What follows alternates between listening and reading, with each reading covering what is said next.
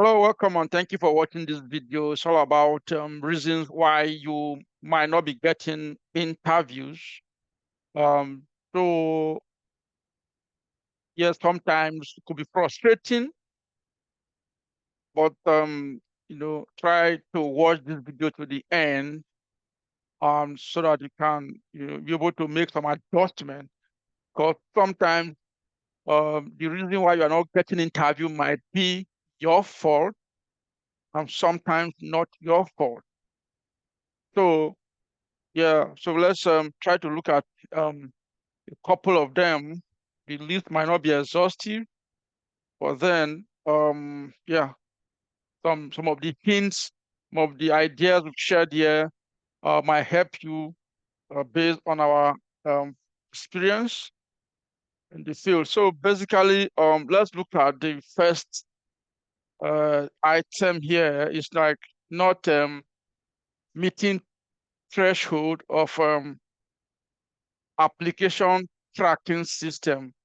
These days, most recruiters, they use software, the application tracking system, to screen CV. So especially for recruiters or employer that big employer that gets large volume of application, they don't do those screening manually. So it's done by artificial intelligence. So, and then, sometimes these are machines. They are not human. So they also make mistakes. They also shortlisting people using technology most times don't even bring out the best candidates. You see a lot of couple of the best candidates even being dropped. Why? So now it's now a function of what is in your CV, compared to what is in the job description. So um what our advice here is that you should just go and Google the criteria that this application tracking system or software, the criteria they use in shortlisting CVs. Go and Google it, and when you get hold of this criteria, you might probably be able to know how to adjust your CV going forward.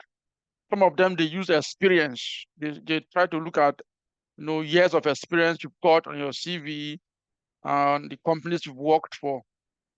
So if the ATS has been programmed to shortlist only um, applicant with a minimum number of years, and probably your CV doesn't have that required number of years, it might not be shortlisted. They also look at certifications. And look at certifications. Don't forget that it depends on how the criteria are programmed in the system. For example, if you're in the cybersecurity space, we have certification like CISA, CISSP, CISLA, and all that. And so the system is going to be scanning your CV to see if you have those certifications listed on your CV the way it's listed on the job description, or listed in the whatever in the policy, or the how the system was programmed. And then also, so if you don't have those certifications listed, or if they are listed in a way different from the way it's listed in the software, it might just skip your CV. And then there are also keywords. They look at keywords. The keywords here is that the employer or recruiter have already programmed these keywords. So if they don't find these keywords on your CV, definitely they're not going to shortlist you. Most time the keywords are as it is in the job description. For example, if the keywords they are looking at, they want somebody with the ability to manage risk management skill, or risk management experience. And then the software is looking out for risk management on your CV and you cannot find it. Even when you can manage risk, but because you describe it in a way that the software is not able to, to be able to accurately track those keywords, you might not shortlist your CV. For example, the software is looking for risk management skills, but in your CV you said um you can conduct you are able to conduct risk on different assets. You are able to assess risk on different IT assets. There's a way you phrase it, but the way you phrase it, these keywords, they are not aligning. So if, for example, if I'm going to do that, I'm going to say in my job description, I'm going to describe ability to conduct risk assessment and all that about risk. But there's another column on your CV that has your skill, where you have your skill. In that your skill, you have things like risk management listed. So if you have the time, try to ensure that the keywords, in the job description, it's also in your, they're also in your CV. And then skill, the skill, same thing as looking out for the skill, because in most job descriptions, after stating the job responsibility, the next thing you're going to see is require skill, expected skill, must have or should have. So those skills listed there are some of the things that the ATS is also looking out for. And then, for example, the length of your CV also matters a lot. If you have very long, voluminous CVs, the system might just not attend to it because of the length. So then the CV format as well. So look out for, just try to make sure you check Google or something to see some of the criteria that this technology used in scanning CV and be able to, adapt your CV, in a way that you should be able to, pass the test of these scanners. So that is for those that use this technology in scanning CVs. So then look at the timing of your application. This is also very important. Early application is very important.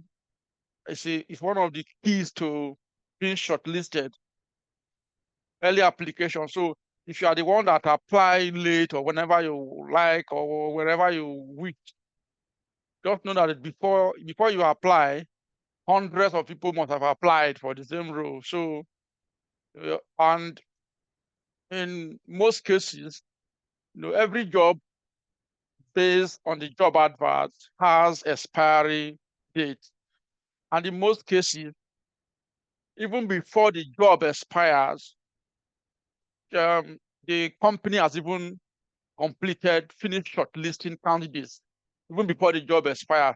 So if you are applying, if the job is for like 2 weeks or maybe 1 month, if you're applying maybe 2 weeks to the expiration and you think that you are applying within time, or you're applying 1 week to when the job will expire and you feel that yes, you are still within the time range, I'm sorry to announce that they've already, shortlisted people, especially those early applicants. They need one candidate, and then so definitely they should be fine with the first 10 applicants. So try to be one of the early applicants.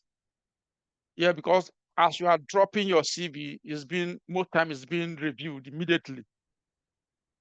So they're not going to accumulate the entire CV and wait for everybody to apply or wait for the expiry date before they start shortlisting. No, they start shortlisting as the applications are dropping in. So if you are registered with any of these job sites, make sure you set up job alert. And as you are getting those alerts, ensure you're applying immediately. I know it's not easy because application itself is work. And also Another thing is that apart from timing of your application,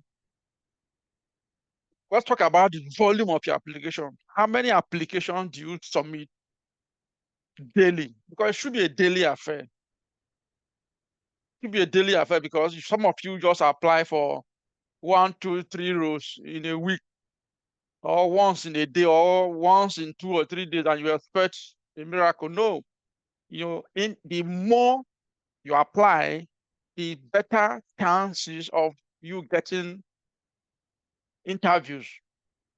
Yeah, I remember back then I used to apply minimum 10, submit 10 applications daily on different job sites. Go to Indeed, go to PA, go to different job sites, depending on your location, wherever you are there. Recruiters, job site around there, register with up to 3 or 4 of them, and then set up job alerts and try to apply at least minimum applications should be 10 daily. Try that trick and see if something will not change. And also, apart from applying for more jobs, time your application, be one of those early applicants, and might be lucky that you start getting interviews. And another thing is over or under qualification. Yeah, sometimes you might not be shortlisted because you are overqualified for the job, or probably you are underqualified. If you're underqualified, fine, but if you're overqualified, it could be that it depends on your circumstance, on your situation. Are you a middle level manager or senior manager? If you are looking for senior manager role, fine, you can have those big qualifications on your CV. But if you are looking for a junior role, probably because you switched career or somehow you are in between jobs or out of job, or you need something to get started with, you are looking for a junior role, you can't be applying for junior role or mid-level role with all those your big qualifications on your CV. So it's advisable that you take off some qualification on your CV that are not even relevant for the role. Yeah, so it can be so look at the job description and look at your CV and see. Don't sometimes your CV can even intimidate the recruiter because you are overqualified for the role. And also, apart from certification, in terms of job experience, you can be looking for entry level or mid manager role, and you are having directors, group managing, group manager, group associate directors. That is all you have on your CVs, and you're applying for a mid manager role or junior role, and you think anybody's going to shortlist you? No, because they feel that when they hire you, you are not going to stay on the job. So you are overqualified. So it depends on your circumstances, and it depends also on the type of role you're applying for. So look at your CV, look at the role. Some people have different CVs. Yeah, some people have different CVs they use for different roles. You can't have all these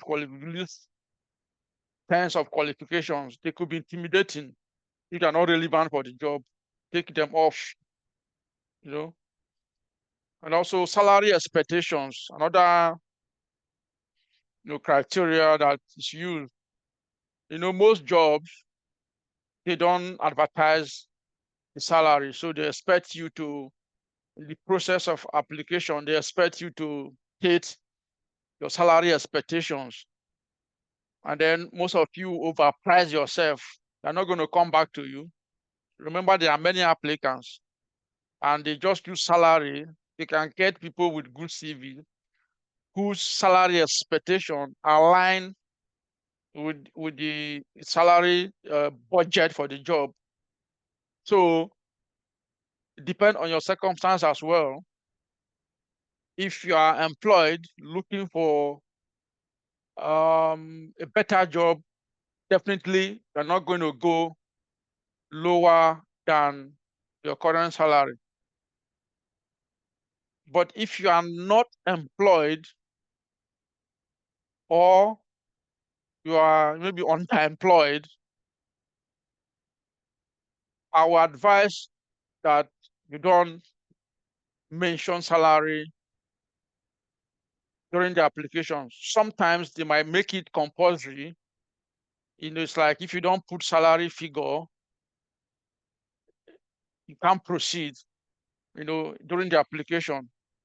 So if the space provided for salary expectation can accept words, not figures, because some of them it's only figures you can enter.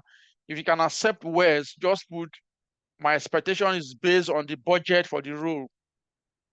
That keeps you in a safe position rather than you going to quote salary that is even bigger than the role. So just say your salary you'll be based on the budget. If for any reason that if the space provided there does not allows only figure, definitely you cannot type that. You cannot type in words. So just type one and leave it. So definitely you don't have any expectation. If you didn't put any expectation, yeah, it might be that, yeah, it will possibly work for you. And they come to you to say you didn't state expectation on the road. What's your expectation? He'll reiterate your expectation is based on the job budget for this role. That is depend on your circumstance as well. But quoting high salary can, take you off the lists. So as we proceed, let's go to the industry trend as well. Can be some reasons. Depend on the industry you are applying, you are looking to work in, or your area of specialization. If you are in cyber or in accounting, look at the industry trend as well. How is the market? The job market. It could be booming, it could be dull, it could be, it could be dragging or stagnated, or things are not really moving on that field, in that area. They are not really looking for much candidates in that area. There are no much jobs. Yeah, but even when there are much jobs, it's possible that the demand is, or rather the supply, or the other way around, is more than the demand. So the industry trend as well can be, there are some period, especially time of the year, where the recruiters usually advertise. There are sometimes even consultants, recruitment consultants can still tell you sometimes the market is dull. So you're able to know the trend. And then also you could be applying for the wrong jobs. Just because you want to submit application, you're just applying for jobs that you are ideally your skill set and your qualification and your experience does not match. Just want to try your luck. Yeah, you're applying for the wrong job. That it could be, if you are a GRC person, you're applying for highly technical roles. How do you expect to be shortlisted? So it's a function of the job you're applying for. Are you applying for the right job that matches your skill set? That's another factor. And then there could be high competition. Yeah, high competition. You see employers receiving over 300, 400 applications, over 100 applications for just one role. Competition might be high. In that your field, there might be competition. Too many people looking for one role. So depends. It now becomes a matter of luck, or a matter of grace or favor. If you are a Christian, believe in God, you also trust and believe in grace, even when there is one person that is needed. If you have that confidence that yes, it could be you, it depends on your faith level. So you have to bring your faith to bear on this. So the competition is high, can also affect, but it shouldn't affect you if you believe in the God that you serve. Yeah, trust and have confidence in, because it's not by power, it's not by might. Favor and grades can help you. But high competition ideally is a factor. So before we continue, please, if you have not subscribed to this channel, please support this channel by subscribing. If you have a comment about this video, or you want us, there's a particular area of video you want us to, to upload, to let us know. So also like this video and share. Do it now before you forget. Thank you, thank you, thank you. So let's look at the next sorry, just ignore this sorry, ignore this headline. I think it's I'm just coming from let me just quickly take it off.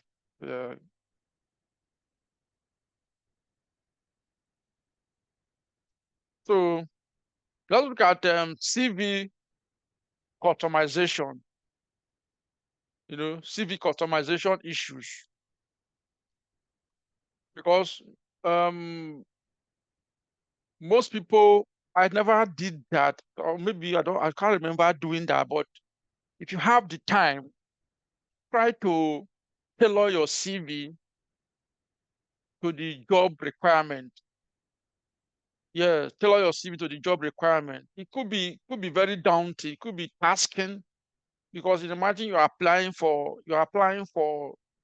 several roles, 10 jobs a day. How do you now begin to customize your CV to begin to suit different roles? It could be very tasking, very demanding.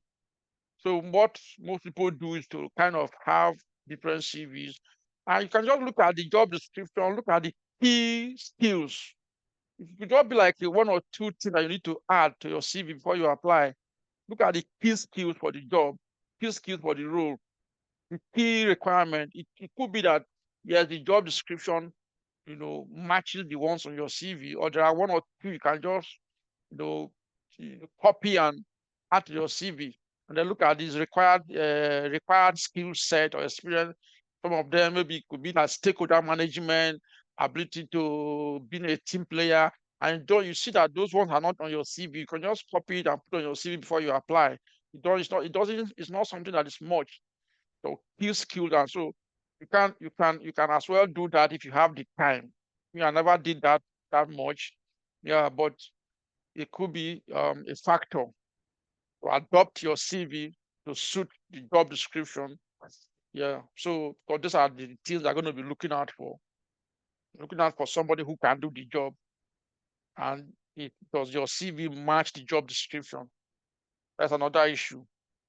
And then also, if you're not meeting the your CVs has had variance with job requirements, similar to the other one we've talked about. Does your CV meets the job requirement? Because in the job description, they listed the key deliverables, and most of these deliverables cannot be found on your CV. It's going to be an issue. So your CV, first of all, has to be a selling point. And then there's weak or poorly drafted CV. There are some CV that you see alone, you begin to feel sorry for the applicant, because it's so poorly crafted. The format is so naive, looking awkward. If you see the job description side of things, not even aligned. Not even aligned. You see, there's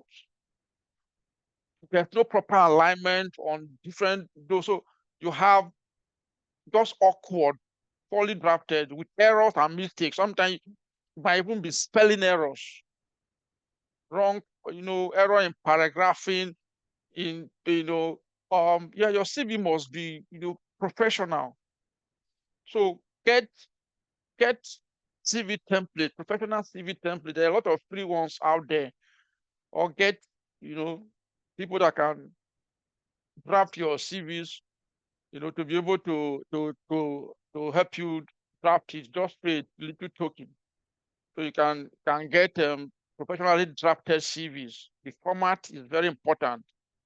And there must be don't use vague languages and use professional languages, professional terms.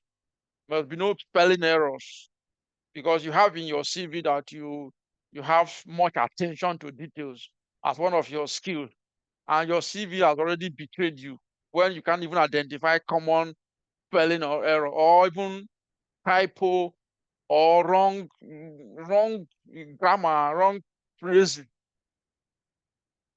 So this could be a factor, and also the format as well. Be professional, not this looking naive looking CV that you see.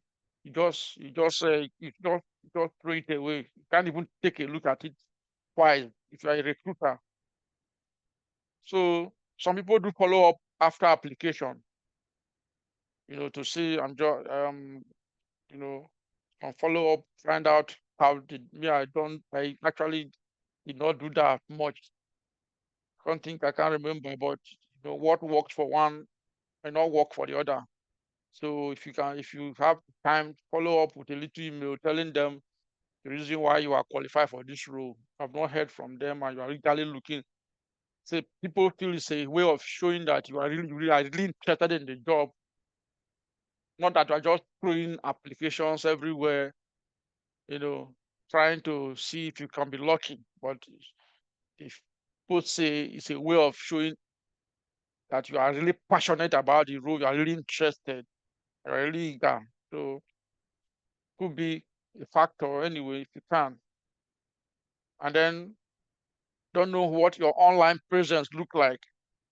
If you see some job applications, they will ask you to put in your LinkedIn profile or whatever social media profile. They will normally before some people, even especially those that do shortlist manually, before they even shortlist you, they must have checked your online presence. It's not a matter of having your profile on LinkedIn. It's their activity. In fact, they check your activities as well.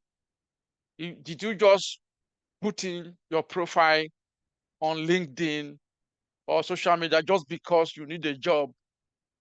Do you kind of post regularly? Do you comment on topics, issues relating to your field? Are you active? So these are the things they also look out for before they shortlist you. If you are on social media, fine. If you are just there and your profile is just dormant, no activity, well, it depends. Might be lucky you get, but most recruiters also use that as a criteria in shortlisting candidates. They go to your profile and check your activities. Apart from checking your job qualification and all that, they also look at your activities. How are you socializing? Are you contributing to some relevant issues being discussed, especially as it relates to your area specialization? And then there's also poor responses to application questions. When you are submitting an application, especially if you are applying on the company website, on the company portal, there are some relevant questions. For example, it could be that why are you interested in this role, and why are you interested in this company? So they want to know why the company and why the role. So you should look for kind and sweet words to say about the company. Do a little research about the company to get basic information about the company. Why you are interested in the company? Is it because it's a company that is employee centered, or because of their value, because of their culture, or is it because they've been there for years? Is it because of their product? So you must tell them why you want to work there. If not for the fact that you are looking for to be paid salary, tell them why you want to work there, and also the role. Why the role? Might be that, okay, the role suits my expectations very well, or the role is not a role I'm going to struggle to perform on the role. I can meet all the expectations on the role, and the role suit my circumstances very well. Or this is the kind of role I've been looking forward to. They just want to see your interest, your passion. Why did you apply? Is it because you just wanted the job, or there's something that motivated you to apply? So those are, and also there's another aspect of it. To tell me what makes you qualified, what makes you, why should we hire you? What makes you think that you are the best candidate for this role? So you should be able to tell them, why you think you are the best fit. Don't begin to repeat all the things on your CV. You could try to tailor your responses to the job description. How you'll be able to do similar things, how you'll be able to do similar stuff that they've been required on the job. So there are a way you can respond. So some of these responses, go a long way, you know, in taking decisions. But that is part of the interview. And so if you respond to those questions carelessly, you're on your way out. And then it could be location issue as well. Locations. Some of you that normally put locations on your CV where you live on your CV. Well, I don't advise you to put it there. Your phone number, your email, that should be enough. Because sometimes they look at your location, look at where the job is. Though most these days, a lot of jobs are being done remotely. But for some, there are some, even when the job is remote, they still want you to be they still want you to be not too far away from the location in case they want you to come to the office. And also apart from that, you are living in a remote area and you are applying for a job in bigger cities. So, and even when you don't have your address on your CV, if you're applying on company portal, they'll still request for your address. So rather than use that your remote address, look for an address of a loved one. They're not going to write you a letter. They're not going to send any letter to that address until they hire you. They're not going to send anything to that address. So you look for an address in the city. Look for somebody who's living in the city where those jobs are, big cities and all those ones. Look for those addresses there, and then put that one as your address rather than putting your village remote address. So location could be an issue. So that is all we have for now. If I have more, I can come up with another video. So please, yeah, subscribe if you have not. These are our details.